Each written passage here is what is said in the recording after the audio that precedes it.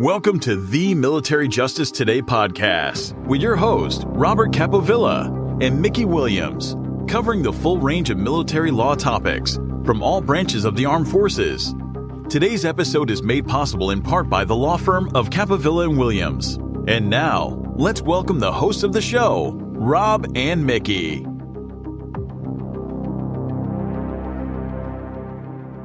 All right, everybody, here we go. Another episode of Military Justice Today. I'm Matt Starosiak, stepping in momentarily for Robert Capovilla, Mickey Williams, and Dan Higgins, lawyers at the law firm of Capovilla and Williams. And we are also honored to have, as a guest again on the show, Professor David Schlueter. Dave, it's always great to have you on the show. For those of you who don't know Dave, he has had an extraordinary career in military justice, which includes too many accomplishments to cover here, but let me try a few. Dave's earned his BA, JD, and LLM. He served 10 years as an Army JAG, including work as a faculty member at the Army's Judge Advocate General School in Virginia. He then accepted an appointment as legal counsel to the Supreme Court of the United States under Chief Justice Burger. In 1983, Dave was brought onto the faculty at St. Mary's University in San Antonio, where he's taught ever since, although I think he may be trying to retire and they just won't let him. He's earned numerous awards and distinctions throughout his career, including the school's Outstanding Faculty Member and the titles of Professor Emeritus and Hardy Chair Emeritus. Dave's published more than 12 books, so many more great articles. He retired as a lieutenant colonel in 1997, and he's been married for more than 50 years. So, Dave, I guess the most obvious question to me, and I'm sure our listeners, is hearing all those accomplishments and accolades, where does being invited back as a guest on the Military Justice Today podcast, where does that rank in your list of career achievements? I am very honored and privileged to be with you all today. I always enjoy talking about military justice. You know, I've been doing this for over 50 years, so the chance to talk with somebody about it is, it's always an honor and a privilege. I'm happy to be. Thank you. It's always great to have you on the show. We always get into great topics. You've done phenomenal work. I was obviously joking here with Mr. Capovilla next to me about your being on the show as an accomplishment, but we normally make some small talk at the beginning of the shows, but I wanted to make sure we took some time to talk about the paper that you're working on. I'm gonna try to talk a little bit about it, but then I'd really rather you give us sort of a brief synopsis. A lot of that's going to be material that we're going to cover today, but I think the paper's called Transforming Military Justice, the 2022 and 23 National Defense Authorization Acts. I think you co-wrote that with Lisa Skenk, who's an associate dean, I believe, at George Washington Law. But I think it's going to be a very important paper. Is it out? Is it out yet, or is it still coming out, or you're still working on it? Where are you at in that process? No, it's being worked on by the editors of the Military Law Review at the Army JAG School, and they tell us that they'll be sending us a copy to look at, hopefully in the next month or so. And I believe they anticipate publishing it in August. They had originally told us in February that they thought it would be out in May or June, and then they delayed it. So they've also asked us to do a shorter version for the Army lawyer, and it'll be a much shorter article. So we're honored that they decided to accept it for publication. I feel some allegiance to the Army JAG School. I was there for 4 years on the faculty and have published a couple other articles with them. So they were the first school that we sent it to, and so we're pleased that they agreed to publish it. Well, we're looking forward to it being published, certainly. And I gotta say, Dave, you gave me a copy of the article, and it is it's written so clean. It makes some of these issues that are a bit more difficult to understand from time to time very succinct and very clear. So I strongly encourage anybody who's interested in military justice. These are some monumental changes that are coming our way. Give this article a read, because it'll clear up some questions you might have, and it hits the highlights, which we all need to know as military justice practitioners. with that being said, Dave, let's go ahead and shift into the main topic of today's conversation, and I'll do a quick rundown, and then we'd love to hear your take on some of these positions and points. So 2022, 2023 National Defense Authorization Act will be the primary point of our conversation today, and we'll talk about some of the changes that are already here and some more that are coming. My understanding is that on 27 December 2021, the president signed the 2022 NDAA. With that, as everybody in this room knows, we saw a number of changes to the military justice system. And Dave, let's kind of talk a bit about some of these major changes. I know we discussed them a bit more during your first visit, but first and foremost, it seems that the primary or one of the primary points of your article and one of the major changes we've seen with the NDAA is the reducing the role of the commander.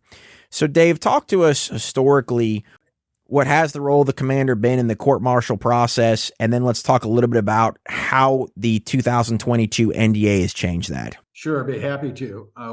Up until recently, or up until December, we will have had what's considered a command-centric system.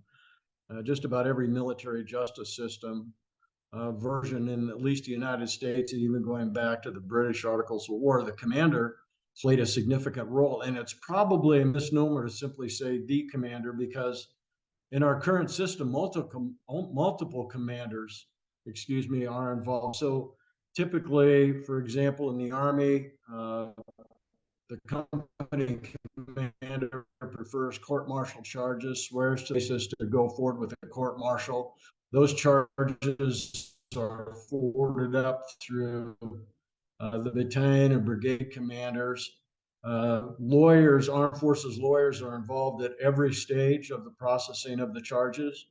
I know in my experience at Fort Belvoir with the legal center concept, the commanders would come to our office. We would actually draft the charges, get all the paperwork, and they'd come over and sign them, swear to them. And of course, you have the Article 32 hearing, the preliminary hearing. That's a jurisdictional prerequisite to go to a general court martial. And the commander gets involved in appointing that officer. And then it eventually goes to perhaps the division commander, for example, the convening authority, who convenes a court and appoints the members and the participants. And so there are multiple commanders involved in that entire process. But as I said, it's important to understand for the audience that armed forces lawyers are very much involved at every step of the procedure. The change is going to create what I have considered to be a bifurcated system, and it runs something like this. Congress created the Office of the Special Trial Counsel. It adds Article 24A to the UCMJ, and it creates that office. And the Pentagon is currently in the process of amending the Manual for Courts Martial and the individual service regulations to set up the process as to how that system will work. And that's going to be a revolutionary change. It's, I think, going to create some potential problems. We're going to have a two-track system. The way it's set up, Congress designated initially 14 offenses in the UCMJ, and then just this last NDA, they added 3 more offenses for a total of 17 offenses that are considered covered offenses. They're identified in Article 1 of the UCMJ. For those covered offenses, the Office of Special Trial Counsel would have exclusive jurisdiction to deal with pretrial agreements and to refer those charges to trial. They will not have the exclusive authority to prefer charges.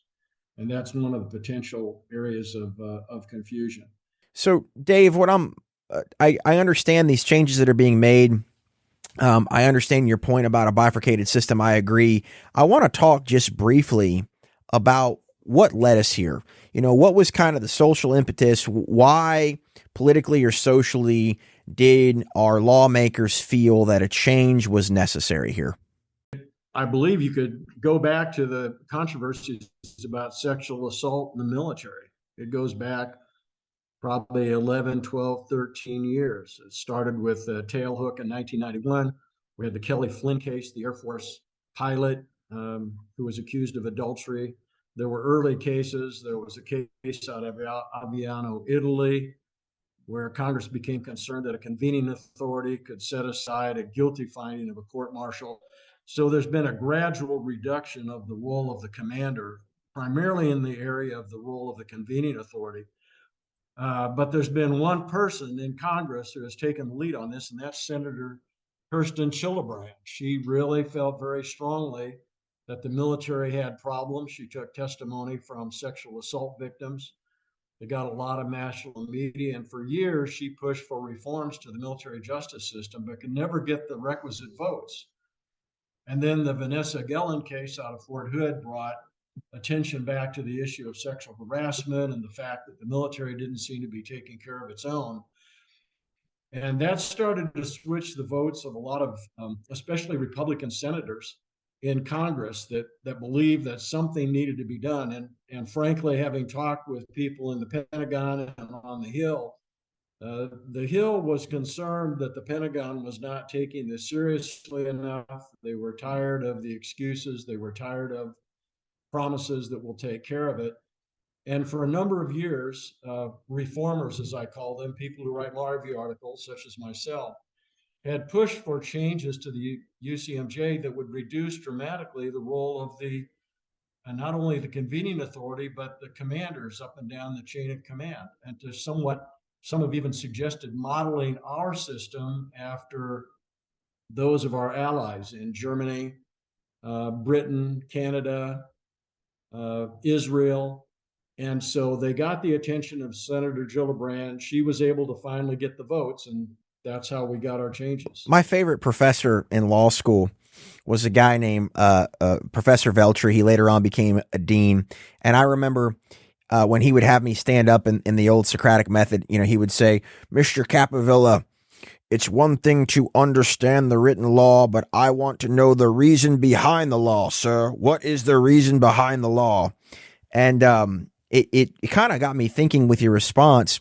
Is it your perspective that part of the reason we have this law or these changes, is to see more prosecutions of sexual assault? Is it to see more convictions of sexual assault? Is it to make sure that alleged victims' voices are heard? Is it a combination? What do you think that the reasoning is behind this? What is the end goal? I think that what you've just listed as the reasons are the reasons. I think that there was a belief that this would somehow solve the sexual assault problem in the military by increasing the number of convictions, increasing the number of trials, and recognizing the rights of victims. And the reality is that a number of individuals who have examined the history of sexual assaults in the military and have looked at the resolution that Congress has put into our hands, and that is, they just say, frankly, you're not going to prosecute your way out of the sexual assault problem in the military.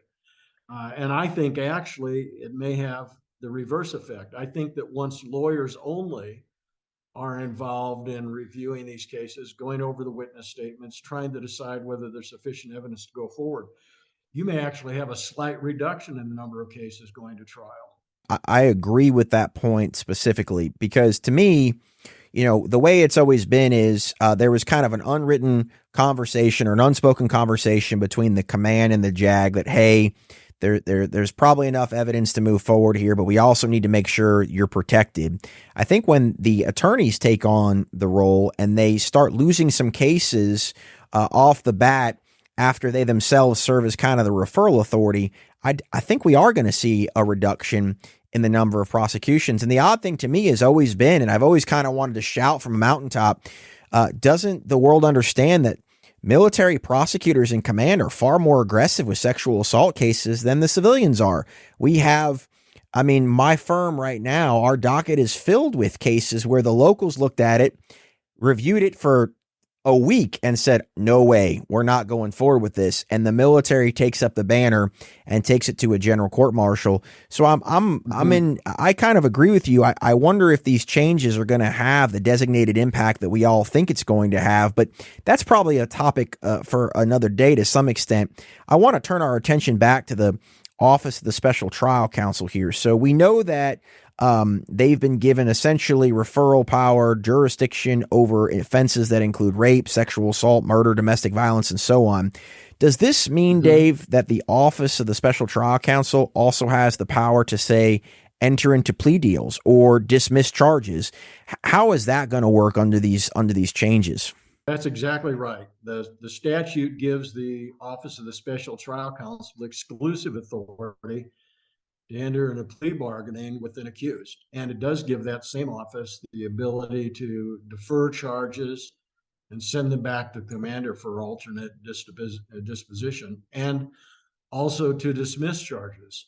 So it's a great deal of authority. One of the questions I have in my mind is that going to be a local decision, for example, at Fort Benning or Fort Hood, soon to be Fort Cavazos, or is it going to be handled by the highest ranking special counsel, who is going to be a one-star general in the Washington, D.C. area? That remains to be seen as to who's going to actually be making those hard decisions. That's a wonderful point, and Mickey and I have wondered about the same thing, and we've spoken to some 04 level SVP, special victim prosecutors in the Army, and nobody really seems to understand how it's going to work. But my understanding of what I know so far is, at the local level, at the installation or in a specific geographic location, there's going to be an 04 or 05 level officer who works for the Office of Special Trial Counsel, and I don't know if that officer is going to have, be designated a certain amount of authority, or if, all these referrals from the different regions are going to go to DC, and you're going to have a handful of lawyers sitting around the one star, and they're going to sit there and literally go yes or no. I'm fascinated to see how that process plays out. It's a bit surprising there's not been more fidelity on exactly how this is going to work, because as practitioners, we need to know, we need to know who's referring the charges. Any other thoughts on that, Dave, on how practically you think this is going to work out? I'm hopeful that the Pentagon is thinking about all of these issues and will come up with policies this summer or changes in the service regulations, because I don't anticipate the manual changes are going to address these specific issues. But I'm hopeful that they'll start looking at the potential unintended consequences of some of the questions that may be raised, and refine the system in such a way that it'll work efficiently and fairly for both the government and for the accused. Well, so we'll have to take a wait and see attitude. What's interesting, and this is just the vision that I have. So right now, the way it is you have the SJA walks in to the commander's office, and he has like a stack of files and says yes, no, whatever the conversation's about. So if they're doing the entire the entire Army, and they have a huge stack of referral packets, and they only have 120 days to go from referral to referral, right? That's how it is right now. I just don't know how they get that done. Like, that is just insane to me, to think that they're going to be they have to make the decision on all referrals for the entire Army, right there in that one meeting or that one board. I'm thinking they're going to have to delegate it down. I don't know how it operates that way and meet those deadlines they have currently. I agree with you. I think there's a term called subsidiary. You go to the lowest level possible. You give those people the responsibility. And having served on active duty as a prosecutor, as a trial counsel, I took that job seriously. Right. And I did it after consulting with the staff judge advocate, talking to the commander. I was later elevated to the chief of military justice. Now I think they're called chief of the criminal law divisions at the installations. And so I enjoyed working with the commanders, and we took into consideration the credibility of the witnesses, the evidence that we had in front of us, the lab reports, whether they were definitive or not. We would talk with the defense counsel about whether they were interested in entering into a plea bargain. So it was all conducted in our office, where you could just literally walk down the hall and knock on the door of the defense counsel. Now they're in a different building, of course, but you could have those conversations to try to work out the best way forward. If all of that is now being pushed to a much higher level geographically, I take it you'll have to be in touch with people by Zoom, what we're doing right now, perhaps by emails, by transmitting documents over the internet. perhaps interviewing witnesses by Zoom. Those are going to pose potential problems. Having been a practitioner, I can anticipate those as legitimate concerns for somebody having to work in this system right now. The other thing that I've been thinking about, and this kind of came up yesterday, Dave, during our pre-show discussion, is right now, for example, I just litigated a UCI motion, and I requested the communications between, the commander who referred charges in the OSJ's office, and of course they invoked the attorney-client privilege. They said, no, the SJA's client is the commander, which is correct, right? When we see this change, is that going to continue? Or is the 04 level, let's call them the special victims prosecutor, are they going to say, my client is the 1-star general who is also a member of the JAG Corps sitting in DC? Or do you think it's going to open up some new discovery avenues? Because I'm not sure that 07 is actually considered in command. That's a very good question. I am, at first blush, just shooting from the hip, I think they're all going to be considered part of the same law firm. Right. I think that particular stovepipe chain of command is going to be considered 07s, 06s, 05s, 04s. They're all going to be part of the law firm. So their conversations will probably remain privileged. But here's a potential problem. You raise the issue of unlawful command influence.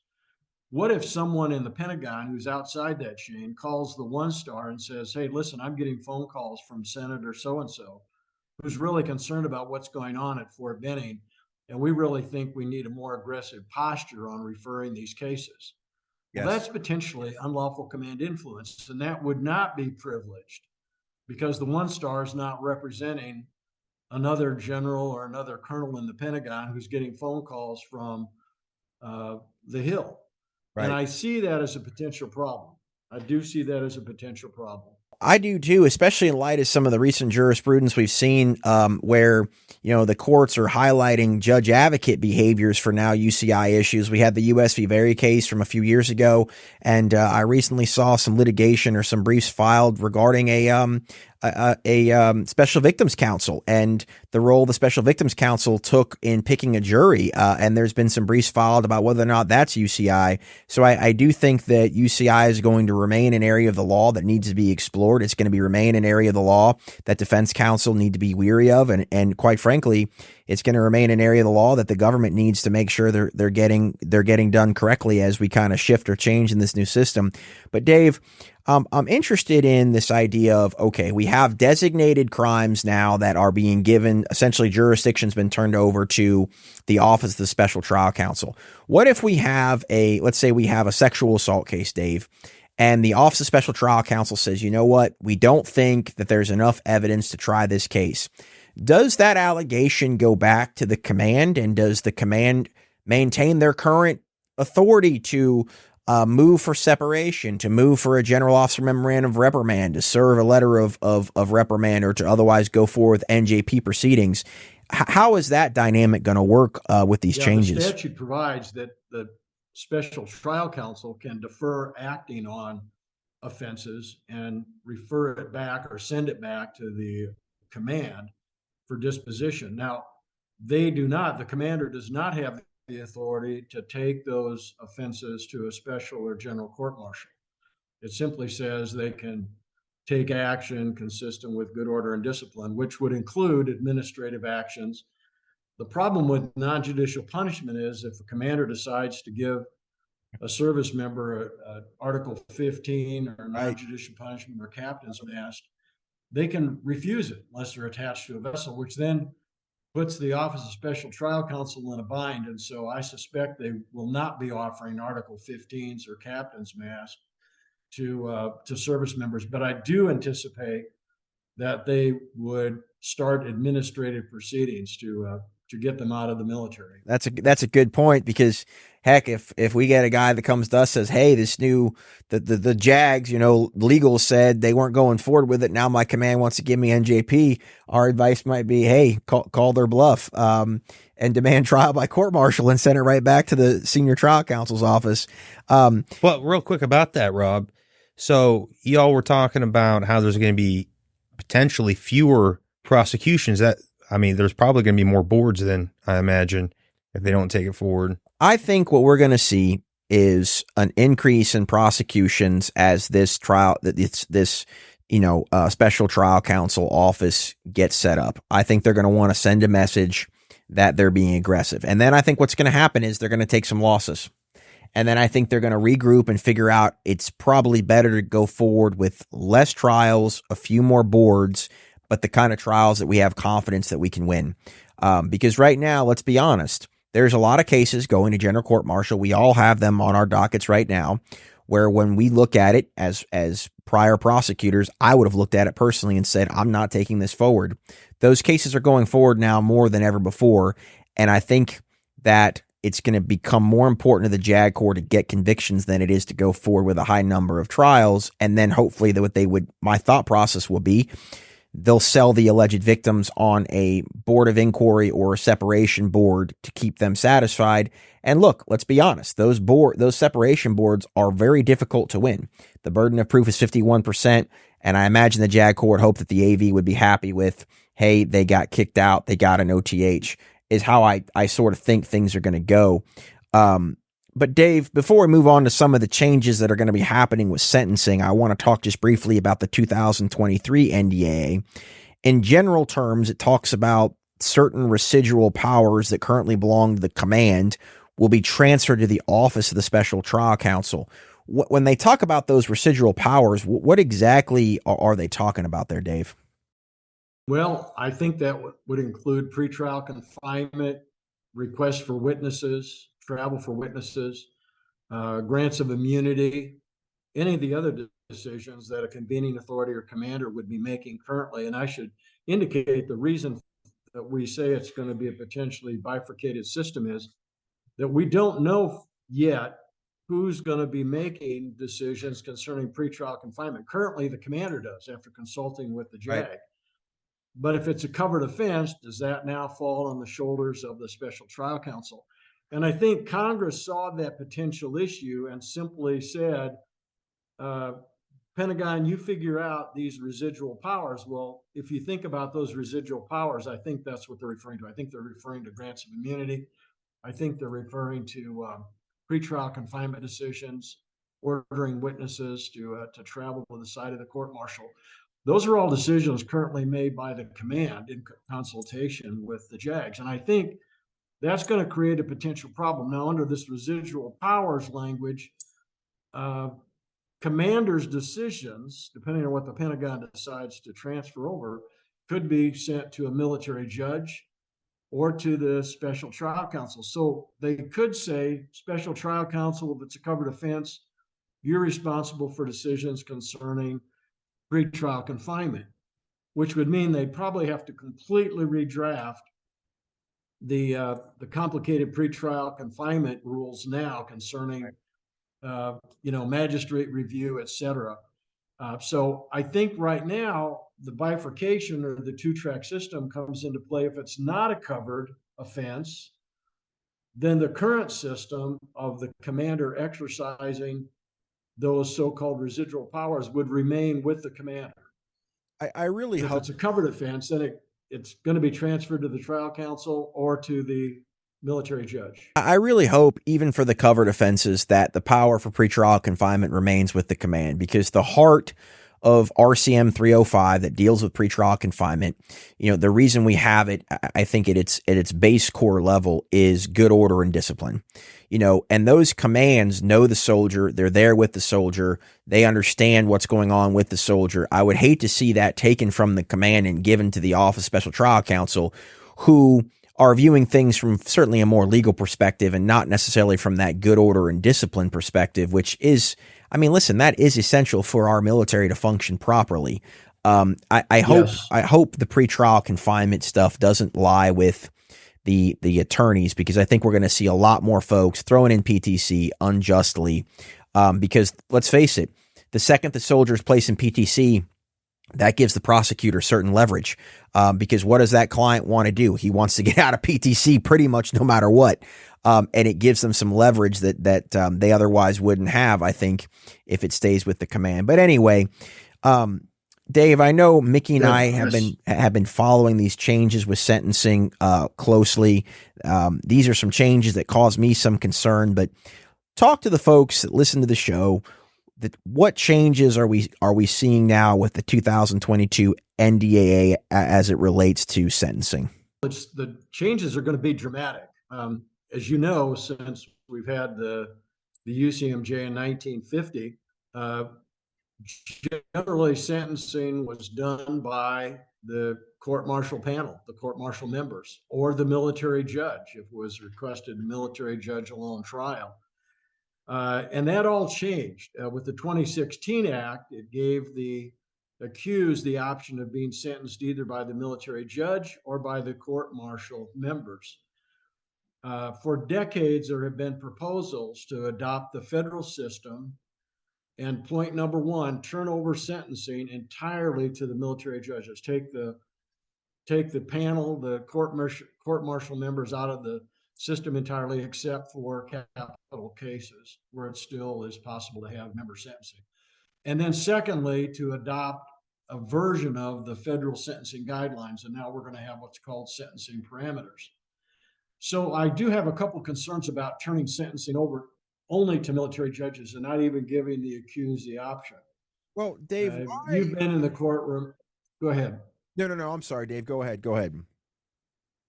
I was going to say, I think, as you know, there are cases where you would rather have a panel of officers or officers and enlisted doing the sentencing because of your client rather than going to a military judge or vice versa. Now that option is no longer going to be there. It's going to be only by military judges. And one of my concerns is I think it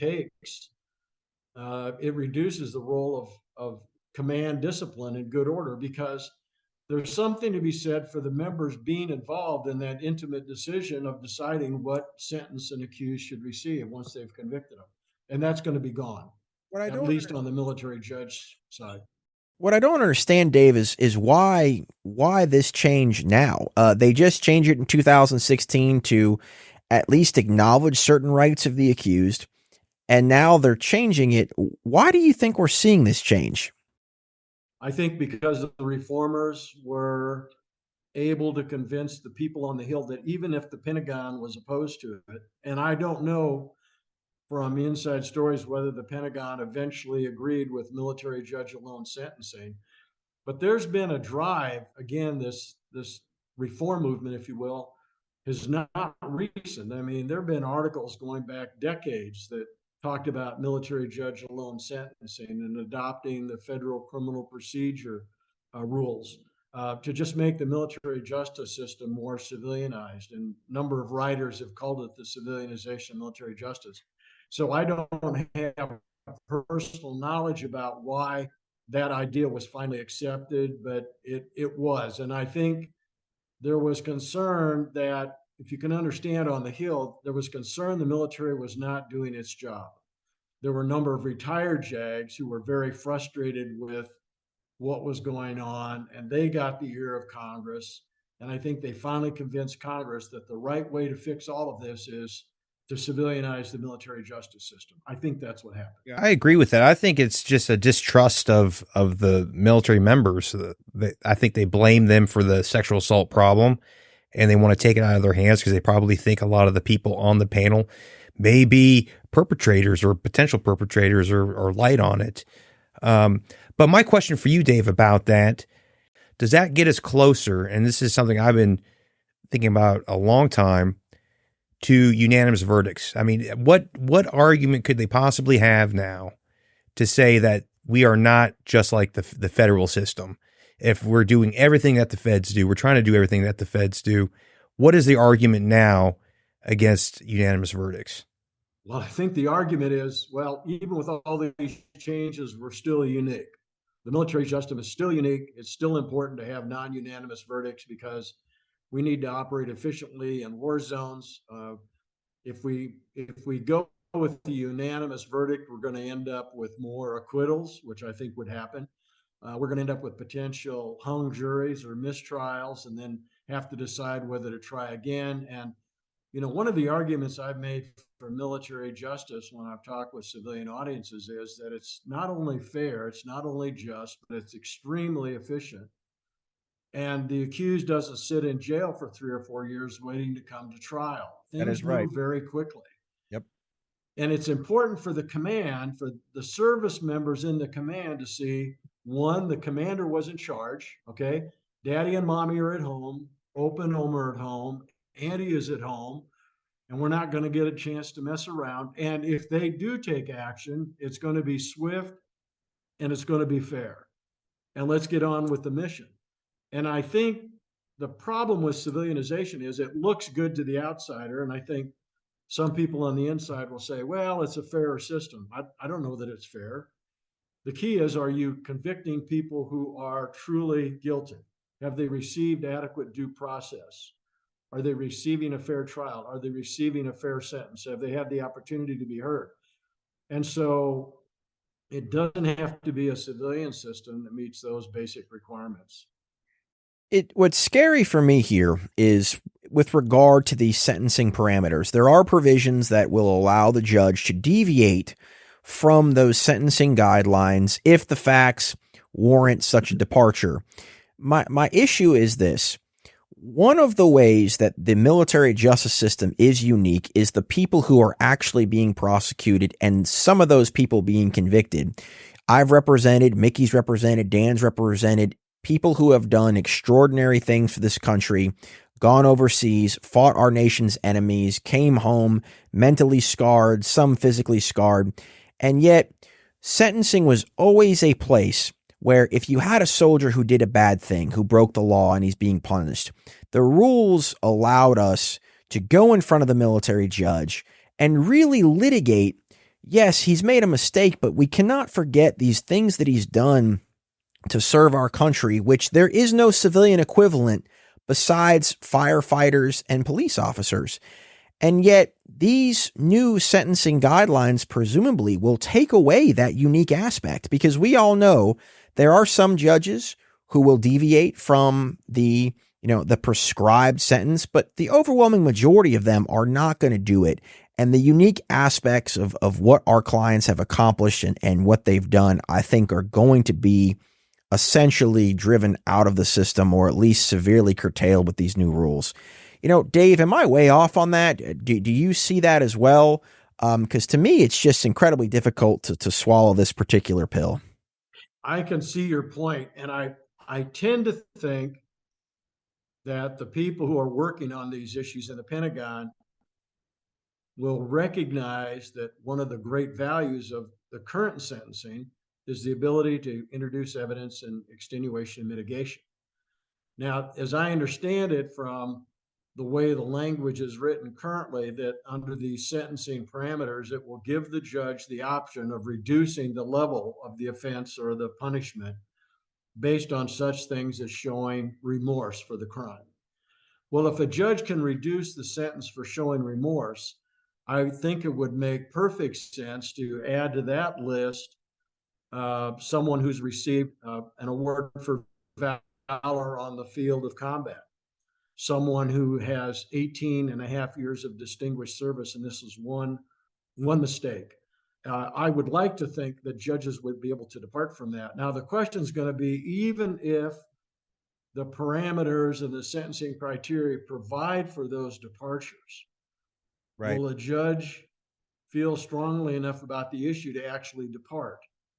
Because, and this goes to another point, and which you haven't yet addressed, so forgive me, I'll go into this.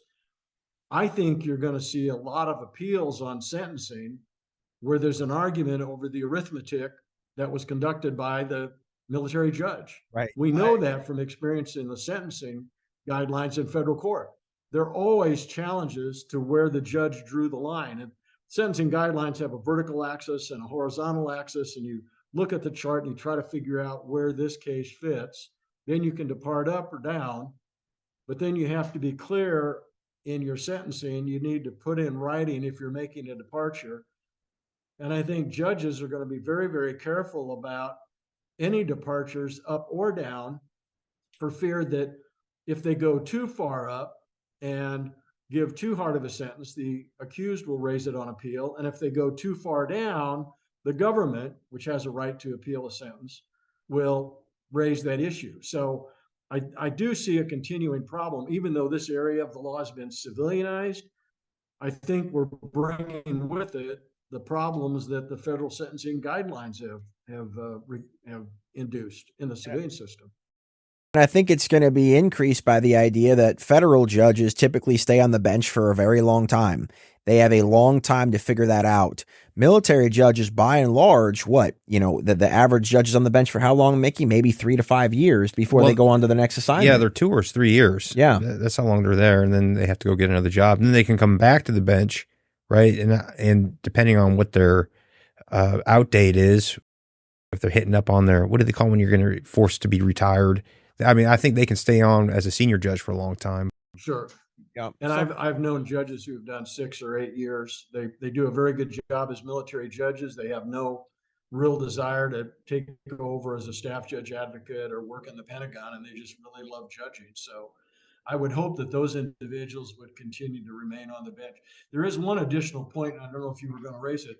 We don't know if any changes are going to be made in the procedures for implementing these sentencing parameters. In the federal court system, the probation officer, after there's a finding of guilty, conducts interviews, puts together a pre-sentence report that's very detailed, that takes into account the good and the bad things that the defendant has done, and then presents that report to both sides. They can make corrections or arguments for corrections. Then it goes to the district court judge who reviews it, hears arguments from counsel, and imposes the sentence.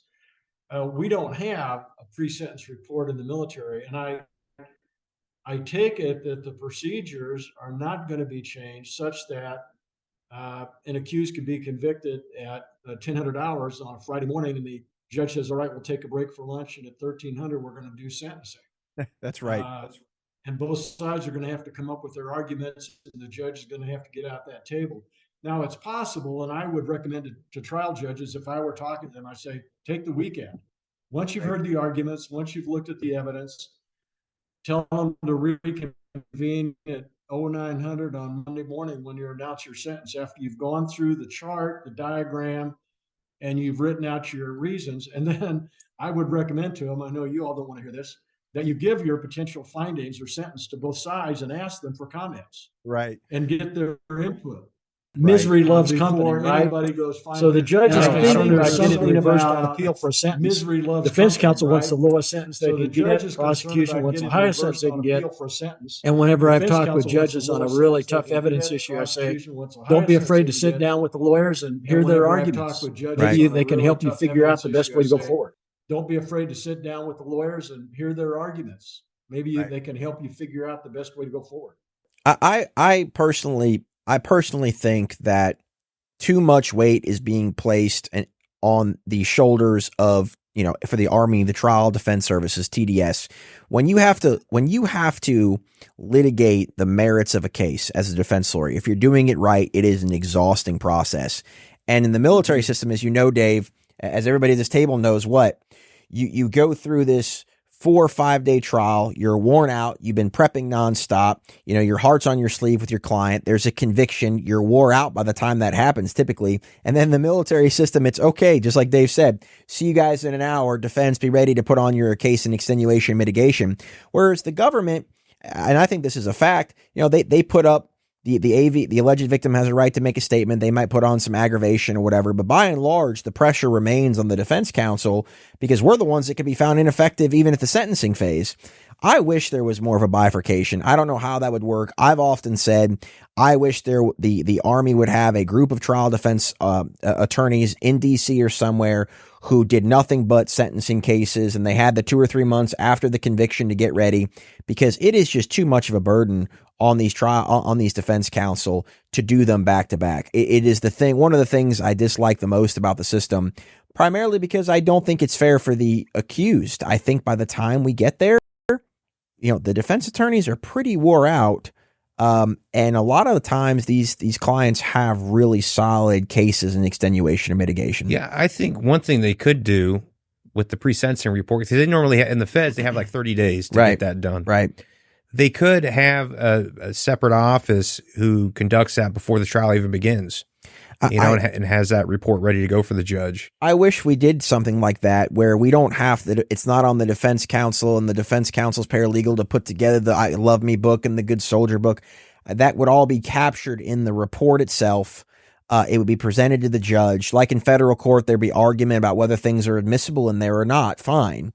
But it would save us all a lot of time. Now, Dave, I know that we're pressing up here towards the end of the show, and you'll have to forgive me, my friend. I know you wanted to talk about randomization, but I didn't write down the questions here. It came up yesterday. What tell us a little bit about what's going on with randomization and what these changes are. Yeah, thank you very much. In the 2023 Act, Congress mandated that the president develop rules of procedure that would provide for random selection of court-martial members, period. He said, you need to amend Article 25 is amended to this extent. And they didn't change any of the other language in Article 25. Now, that change won't go into effect for another year and a half, I believe. That's going to pose some potential problems. Now, I have to admit that over the years, I have recommended random selection of members. I saw that as a major criticism of the court-martial system. The critics would say the convening authority hand-selected or hand-picked or stacked the court. Rightly or wrongly, and I said, we can get rid of that problem. Just develop a computer program for the local installation that cranks out the sort of members that a convening authority would want. Well, now that's going to be the rule. The difficult question is how many logarithms do you develop for that random selection? Because once the word gets out, it is random selection. There will be people say, well, you need to include members of females by gender, right? Sexual preference, race, religious preference, time in service, rank, age.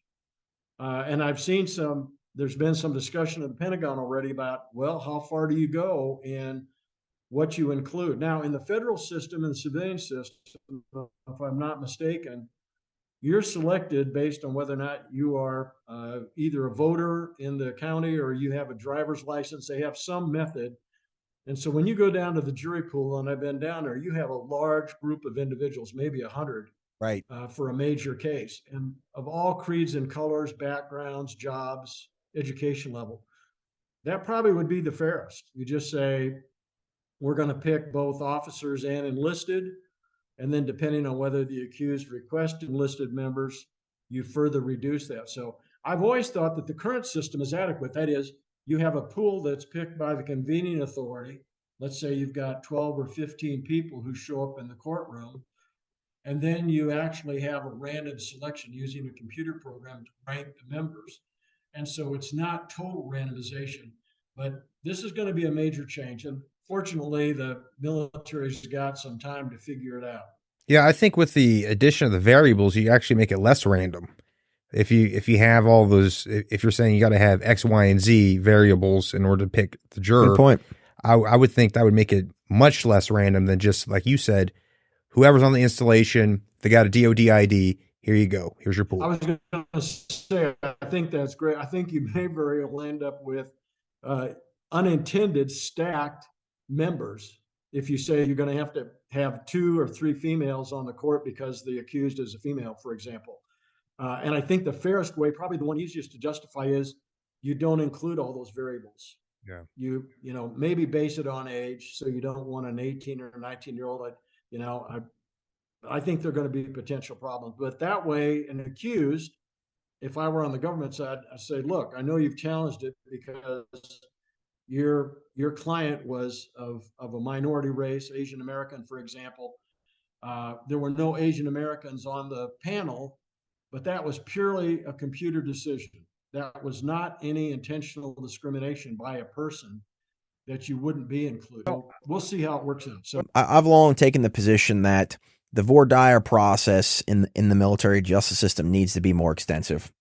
I believe that fundamentally. I think it needs, we're seeing all these changes to make our system more like the civilian system when it seems to help the government or help the alleged victim. That's my personal opinion. With as much training as these potential panel members are getting now on SHARP, on sexual assault, I saw slides recently or something recently where they're teaching soldiers now at these trainings, if somebody has a single drink, they cannot consent. There is a much greater need for thorough voir dire in the military system than I think there even is in the civilian system, because these folks are being trained religiously on areas of sexual assault, areas of sexual harassment, and yet our voir dire system does not allow for a truly extensive Q&A into what these potential panel members think, at least compared to what we see on the civilian side, where we step foot in state court or federal court, where they allow extensive questions to be asked. These people, these service members are coming into the trials on sexual assault already with what they believe to be a fundamental understanding of the law that is simply not correct. And granted, the judges always educate the panel on the law. But a lot of times when I go into starting to talk a little bit about some of these biases or some of these issues or what they've been taught before, the judge will shoot me down and say, Mr. Capavilla, I've already explained that. And I just don't think saying that, giving a definition of consent is enough when we're talking about how much training and education these guys and gals are now getting on the topics of sexual assault and sexual harassment. It sometimes makes me feel like I'm a step behind for my client even before the trial starts. Well, and to me, that is the most important part of trial. Me too. Picking the jury. Me too. If you don't have the jury, you've already lost. Voir dire and opening statement are the two things that you have to get right as defense counsel. If you can't, you're starting behind the 8 block. And I just wish that there was a bit more extensive process. I really do. I'll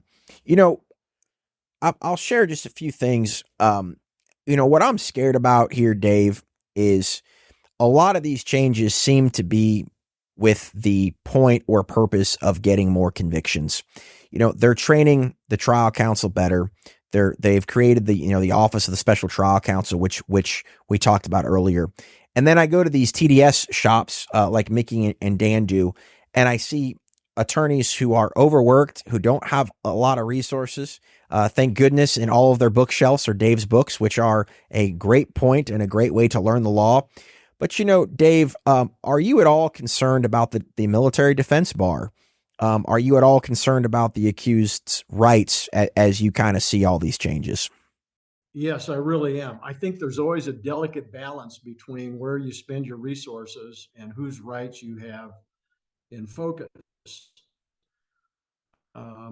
I've been concerned a couple times that Congress enacted some changes that I do believe are intended to obtain more convictions. I heard a judge tell me, an Air Force judge tell me 4 or 5 years ago when I was at Maxwell Air Force Base talking to the judges, that the word on the street was that if a victim says she was sexually assaulted, you believe her.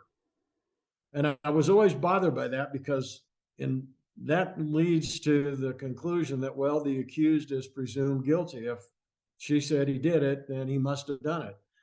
And I'm really concerned that Congress thinks the solution is in more convictions, which means that if there's pressure to go to trial, you're going to have a number of accused whose lives may be ruined. Even if they're acquitted, they may have attorney's fees, or they may have the stigma of having been tried. And I would find it hard to think that an accused who goes to trial, who's acquitted, who has a promising future in the military, goes through the court martial, goes through that grueling process, even if it's only takes 4 or 5 months to get over it, general court martial acquits him, that he's going to have any interest in continuing in the military. There's always going to be that potential stigma. And that's not right. That's not right. I think on your point, I think Congress, the military needs to be sure that they're adequately funding the trial defense service. That was originally the idea, that they would be separate, that they wouldn't be in the chain of command. And it's gone back and forth. I've talked with Special Victims Trial Counsel or Special Victims Counsel, and they talk about how they're overworked and there isn't enough resources, there aren't enough resources. Now, I noticed that in one of these acts, Congress provided for the military to hire more civilian resources to help with the victims, but they need to do the same thing with the Trial Defense Service as well, in my opinion. Well, I wish that they would allocate some money to TDS Command or however that works. I'm not exactly sure. Where, we don't have to go through the government for the approval of our experts.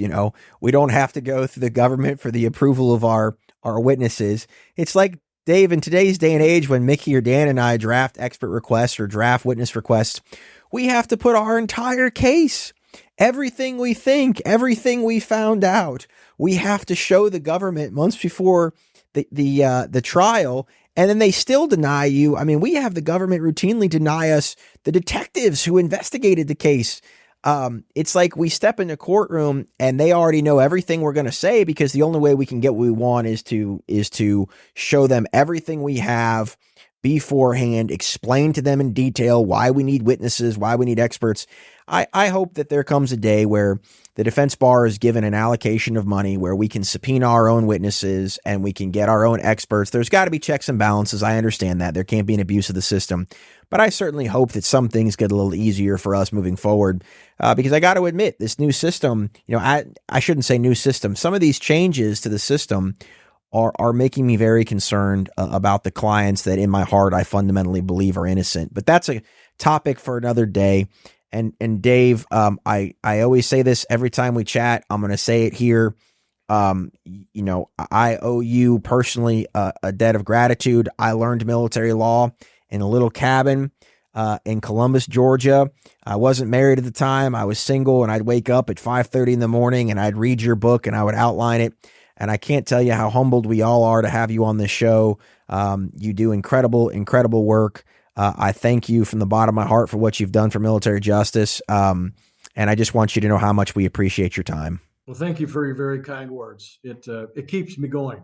Keeps me going back to the computer and realizing somebody out there is actually reading this stuff. So I'm happy to help in any way I can. If I could just give a couple thoughts. I mentioned I've been in this 50 years. I was commissioned second lieutenant field artillery January 69. So I've been around the military for a long time. That doesn't count the ROTC years at Texas A&M. And I think it's easy for us old timers to get a bit grumpy about all the changes. I know when I talk with my peers who were on active duty with me, who know about what's going on, it's easy to kind of cry in your beer and moan the fact that the good old days are gone. Right. But I've always taken the attitude is we are taking the marching orders from Congress and from the president. And we can grumble about it, but once we get the task, and I've said this to the people in the Pentagon, I've tried to encourage them. I said, look, they gave you a boatload of stuff you got to figure out, but you can do it. You're all bright JAGs, you're bright lawyers. You didn't get put there because just luck of the draw. And I said, just do the best job you can, and you'll be given an opportunity to fix it in future editions, or you can go back to Congress and say, we need to fix this. But it doesn't do any good to sit around and complain about it. I do think it's one thing to simply point out the unintended consequences. And I think today we've identified a number of those. Incidentally, one of the residual powers that might get transferred in covered offenses is decisions about providing expert witnesses. That might actually shift from the command to a military judge. So in those offenses, you might have a better shot at getting your expert witness. But again, thank you for your kind words. Hopefully I was helpful today. Dave, you were phenomenal as always. It's great to have you here. You're always welcome back on the podcast. I know I speak for Mickey and Dan as well. We echo what Rob said about just having a resource like you on the show. It's one thing to read the law and even read a little bit of commentary about the legislative intent. It's another thing to have a true expert who's unbiased, who can talk about the legal issues and the perspective. I think what you said about, having been here more than a minute and seen changes over the course of a number of decades, the job remains the same, which is to do the very best legal work that you can do. And you are certainly the epitome of that, sir. So we thank you for being on the show. Thank you for your service to our country as well. I think we have a shout out to give out to a JAG, do we not? That's right. We do have a shout out. So, Dave, we at the firm, some of the TDS officers were at USACIL here in Atlanta. One of the officers there is Captain Gabby Heim, who I've had an opportunity to work with on several court martials, and I wanted to give her a shout out. She is an astoundingly bright attorney. She's very, very good in the courtroom. She's dedicated to her job, and Lord knows we appreciate her at Capavilla Williams. We encourage her to keep up the good work, and we look forward to working with her in the future. But she has just done an outstanding job for our clients, and we sincerely thank her.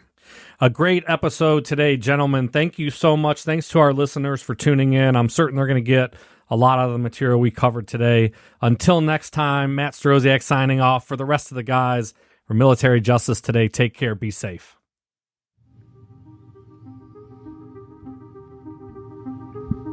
Thanks for listening to the Military Justice Today podcast with your hosts, Robert Capovilla and Mickey Williams. This show was made possible in part by the law firm of Capovilla and Williams. For more information or to listen to more episodes, visit militaryjusticetoday.com.